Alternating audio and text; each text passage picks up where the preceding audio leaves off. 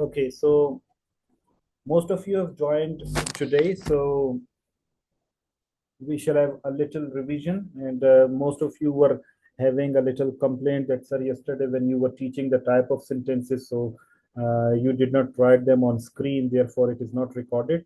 So we'll be having a little discussion over it so that everybody may get benefit from it. Okay?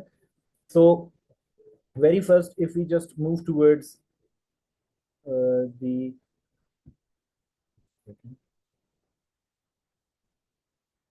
basic English comprehension and essay.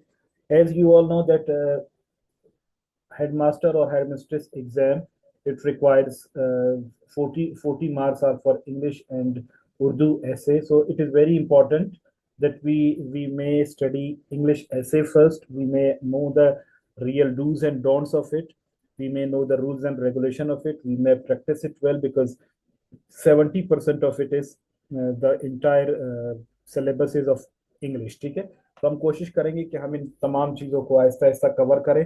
And remember, English is much more the name of a practice. ठीक है, the more you will practice, the better understanding you will be having. So therefore, English हम जितना भी काम करेंगे हम इसमें practice ज्यादा से ज्यादा करेंगे. And I suggest you all that you should be practicing it until your exams are conducted.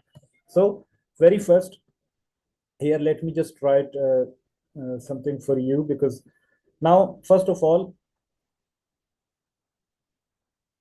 we had studied that we have got 26 letters or alphabets in English. Okay, now since we are discussing the construction A to Z, we have got 26 alphabets and we have divided them into two parts. The very first one was called vowel, that are 5: A, E, I, O, and U. Okay, these are called vowels, and remaining 21 are called what? Remaining 21 are consonants. Now, what is the difference between vowel and consonants? That whenever we read vowels, none of our mouth part touches the other part of our mouth. Like, for example, if I read it, and you may read it after me: A, E, I, O, and U. When I read these vowels, my mouth part do not touch to another mouth part.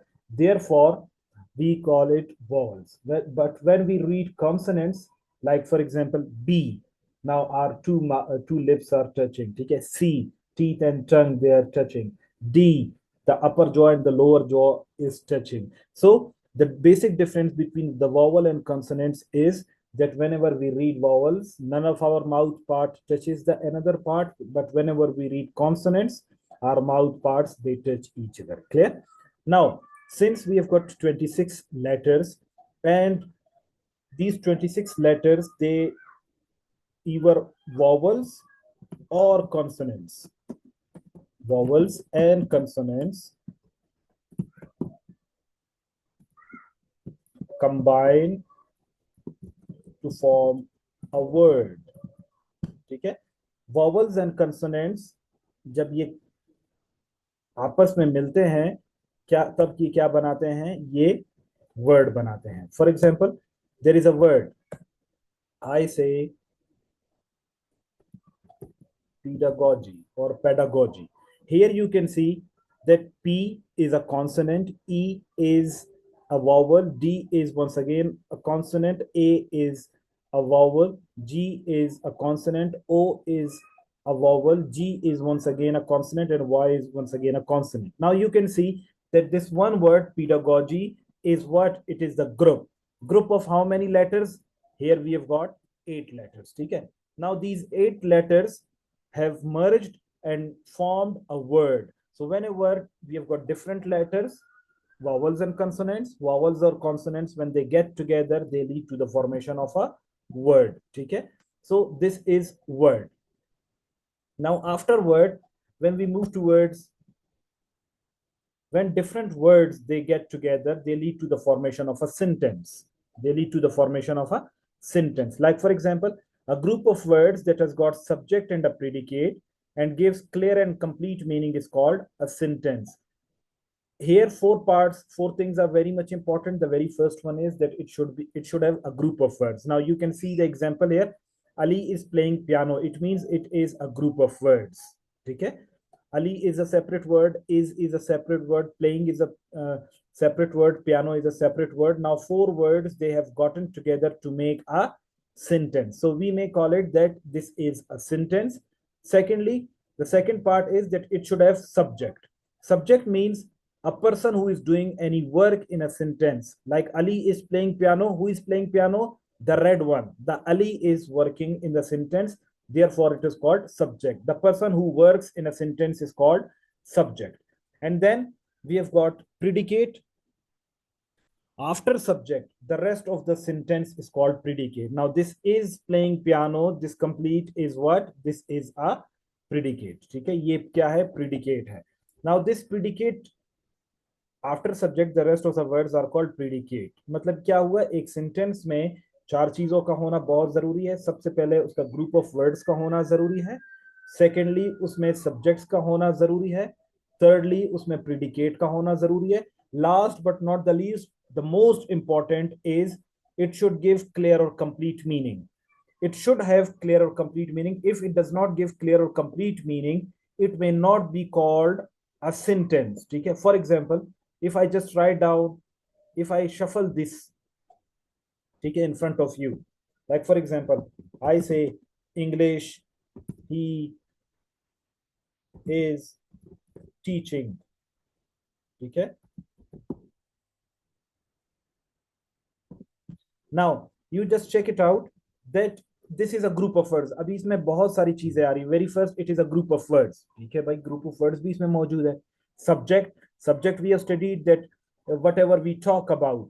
ठीक है, a person, place or thing that we talk about in a sentence is called subject. English के बारे में बात कर रहे तो English हमारा सब्जेक्ट हुआ. प्रीडिकेट हमने कहा कि भाई after subject whatever the remaining part of the sentence is there, that is called predicate. ठीक है, तो यहाँ पर ही इज टीचिंग, ये भी हमारे पास प्रीडिकेट हुआ. But English, he is teaching, it does not give clear or complete sense. It does not give a comprehensive meaning. Therefore, we cannot call it a sentence. जो last point मैंने आप लिखा है clear or complete meaning या clear or complete sense, it is very much important कि कोई भी sentence तब सेंटेंस कहलाता है जब उसमें क्लियर और कंप्लीट सेंस मौजूद हो, जब उसमें क्लियर आइडिया मौजूद हो. अगर क्लियर सेंस और क्लियर आइडिया मौजूद नहीं होगा तो उसको आप फिर सेंटेंस नहीं कहेंगे. I hope you got it. Clear to everybody? Please drop me yes quickly ताकि हम आगे चले. Please.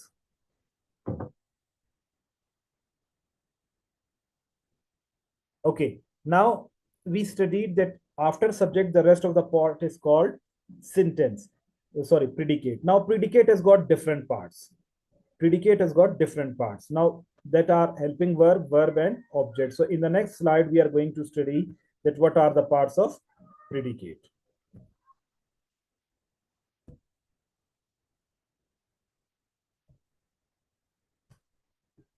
Predicate may have three parts. The very first one is called helping verb. From name it is clear, it will help verb. Helping verb basically it is the crux of the tense. ठीक है, जो आपका जो tense का जो crux होता है, जो मेन थीम होता है, वो हेल्पिंग वर्ब होता है. If it is present, if it is past, if it is future. Tense basically has got the function of telling the time. Tense tells us the time at which any event occurs. Tense हमें क्या बताता है?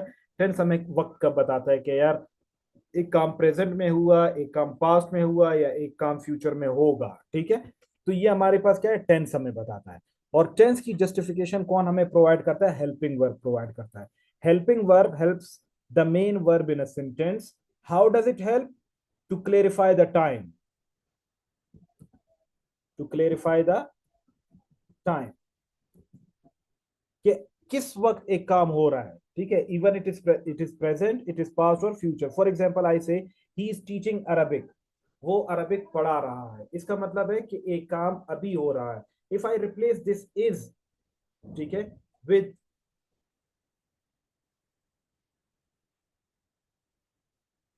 if I replace this is with was, he was teaching Arabic, वो English वो Arabic पढ़ा रहा था. और if I replace it with he will be teaching Arabic, वो अरबिक पढ़ा रहा होगा, तो क्या हुआ, इनमें इस एक वर्ब से इसकी पूरी मीनिंग चेंज हो गई। तो हेल्पिंग वर्ब क्या करता है, एक वर्ब की, मेन वर्ब की मदद करता है और इस चीज को क्लेरिफाई करता है कि एक सेंटेंस या एक वर्ब या एक एक्टिविटी प्रेजेंट में हो रही है, पास्ट में हो रही थी या मुस्तकबिल में होगी। तो हेल्पिंग वर्ब हमें क्या करता है, टाइम की क्लेरिफिकेशन देता है ऑफ प्रेजेंट, पास्ट और फ्यूचर। टेंस भी आप देखें तो टेंस भी क्या होता है, टेंस की तीन टाइप्स है, प्रेजेंट, पास्ट एंड फ्यूचर। फिर उसमें इंडेफिनेट है, कंटिन्यूस है, परफेक्ट और परफेक्ट कंटिन्यूस टेंसेस है। तो वो उनकी कनेक्ट, उनकी स्टार्टिंग पॉइंट या कंटिन्यूटी या एंड टाइम को शो करता है। लेकिन हेल्पिंग वर्ब क्या करता है, basically helping verb tells us whether something is happened in present, past or future. Then we move towards verb. Helping verb करता है मदद किसकी, verb की। Now verb is a word. Verb कोई भी एक word होता है that shows any action.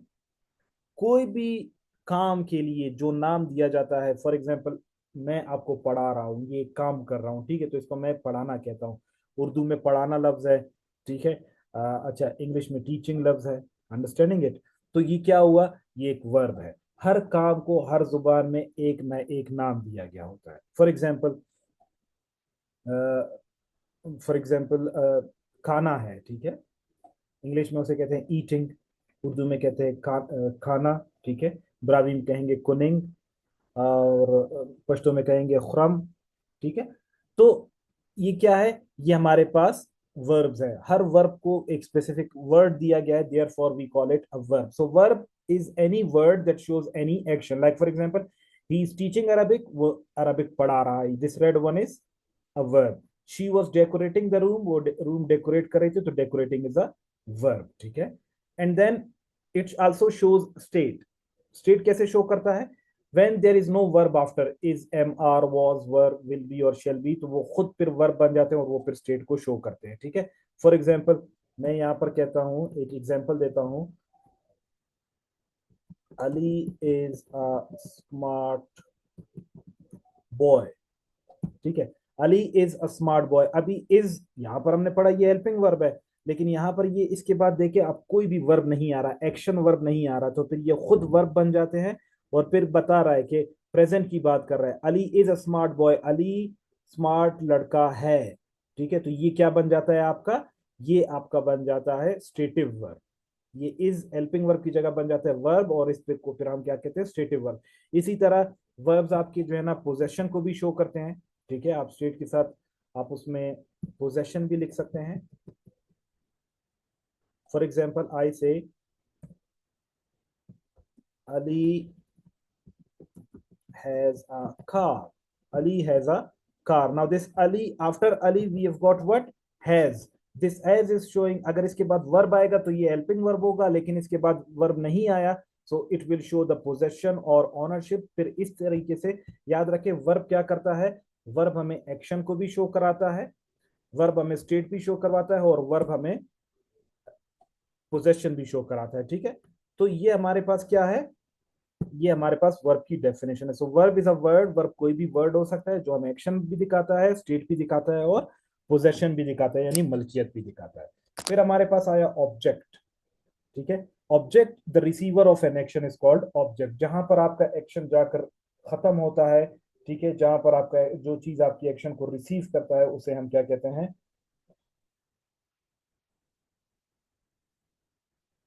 ठीक है, उसे हम ऑब्जेक्ट कहते हैं। Like for example this receiver of an action is called object.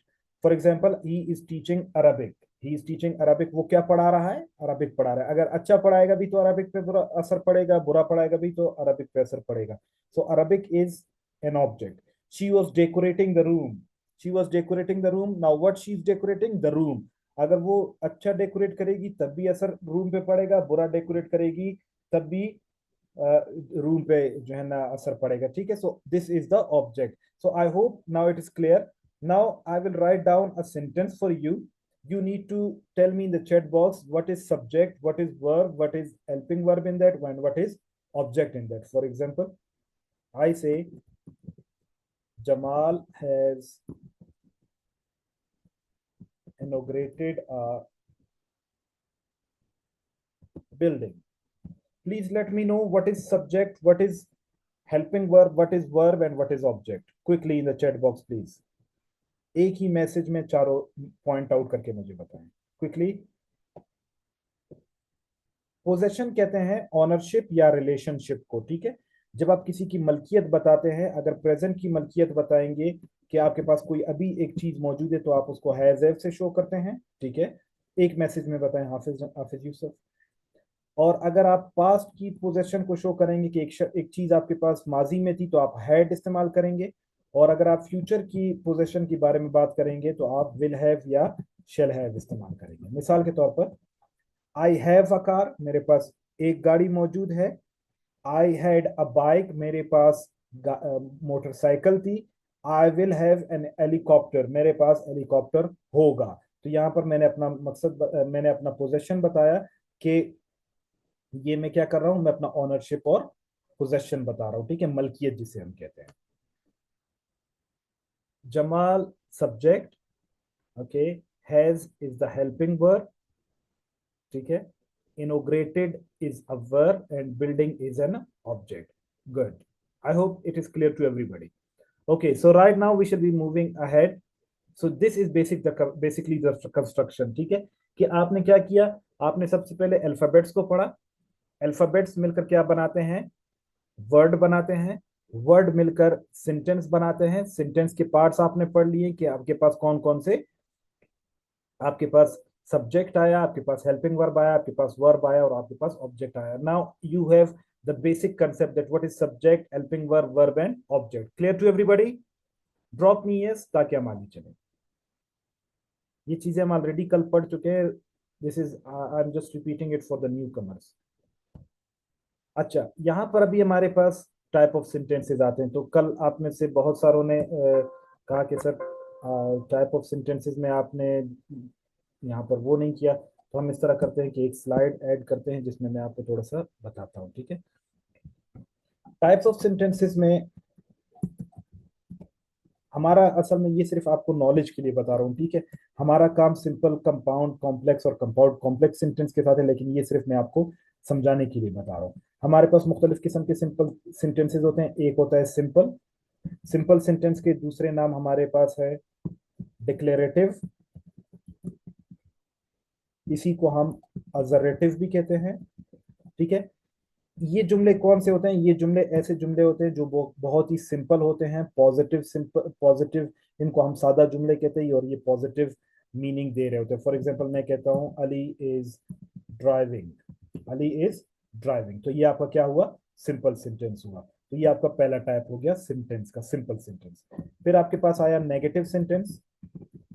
Negative sentence, from name it is clear, it will show what, it will show negativity, ठीक है। For example आप कहते हो Ali is not driving. Here what have you shown, you are showing the negativity, therefore this is called what, this is called a negative sentence. Then we have got interrogative sentence.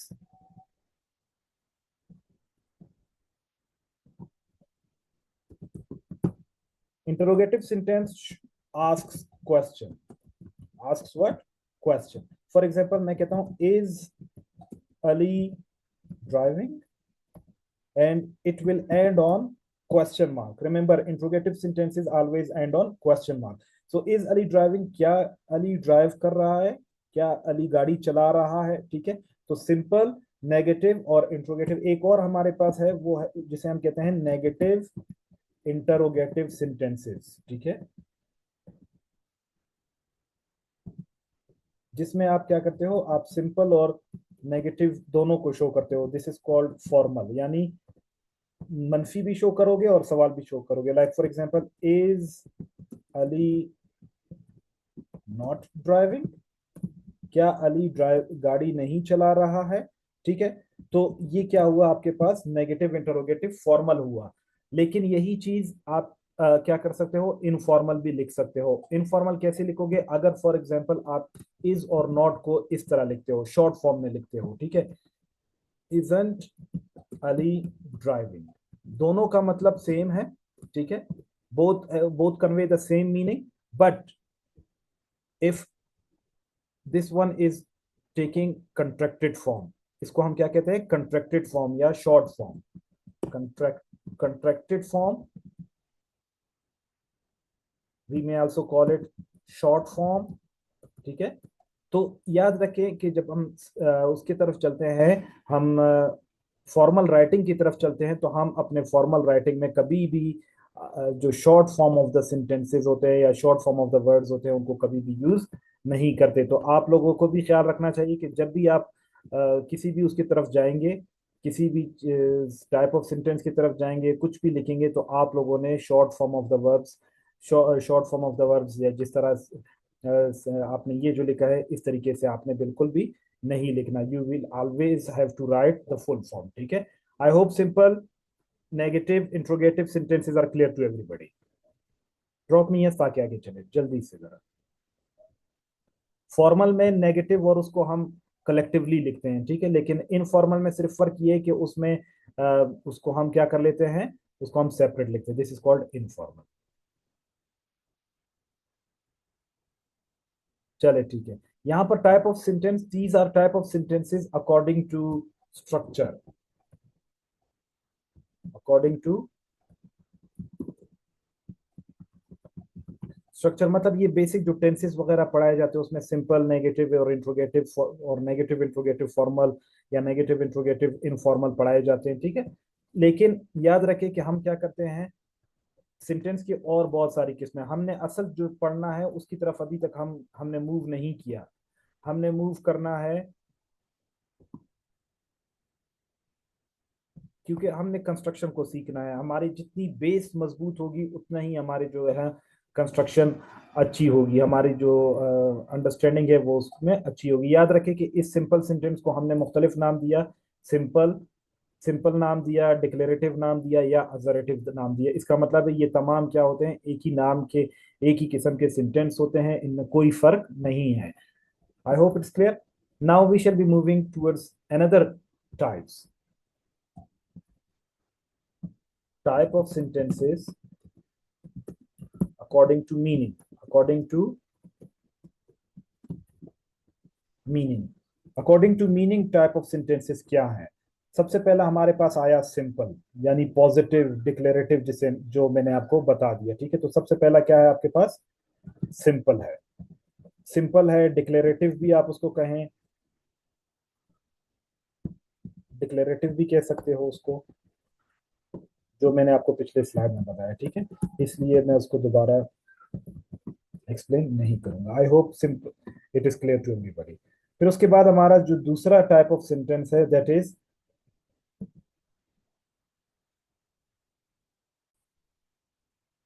sorry I just mistakenly clicked just a second.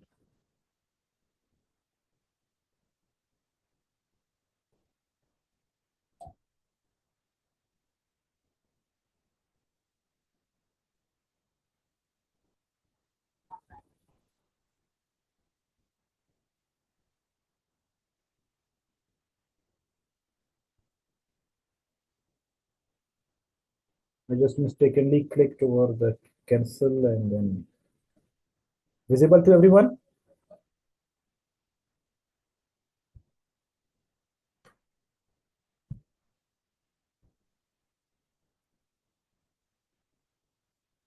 Okay, type of sentences, simple भी discuss, ठीक है, कि simple sentences क्या होते हैं। Then we are moving towards the imperative sentences. Imperative sentences are used to order,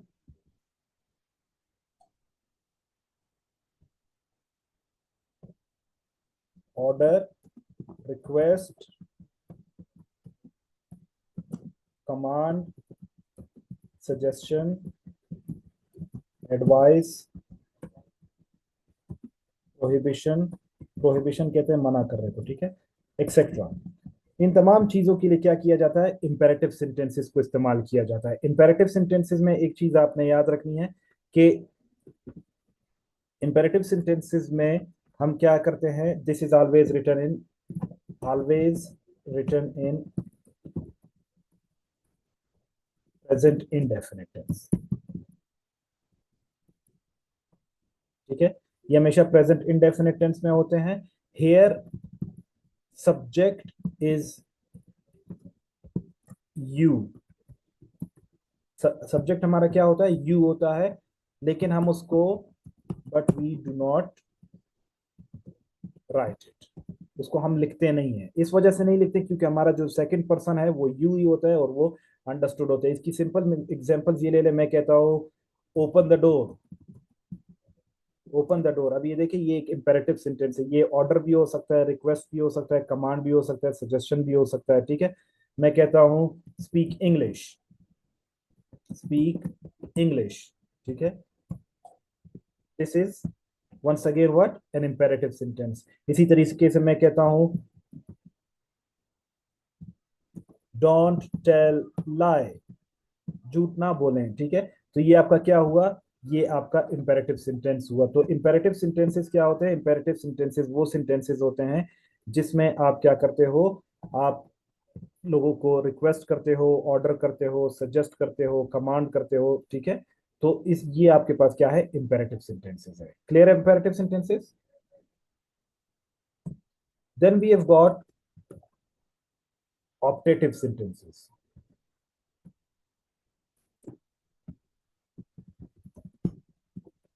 optative sentences, इसको हम, इसमें हम क्या करते हैं, वी प्रे, हम दुआ देते हैं। ठीक है, जब हम किसी को दुआ देते हैं तो उस वक्त जब हम सेंटेंसेस इस्तेमाल करते हैं, these are called optative sentence. Like for example I say may you live long, या मैं कहता हूं मे अल्लाह ब्लेस यू। ठीक है, ये आपके क्या हैं, these are called optative sentences, जिसमें हम क्या करते हैं, हम अपने लिसनर्स को या हमारे पास जो बंदे मौजूद होते हैं उनको हम क्या करते हैं, दुआ दे रहे होते हैं। And then the next type is exclamatory sentences. Exclamatory sentences, exclamatory sentences are those sentences in which what we do,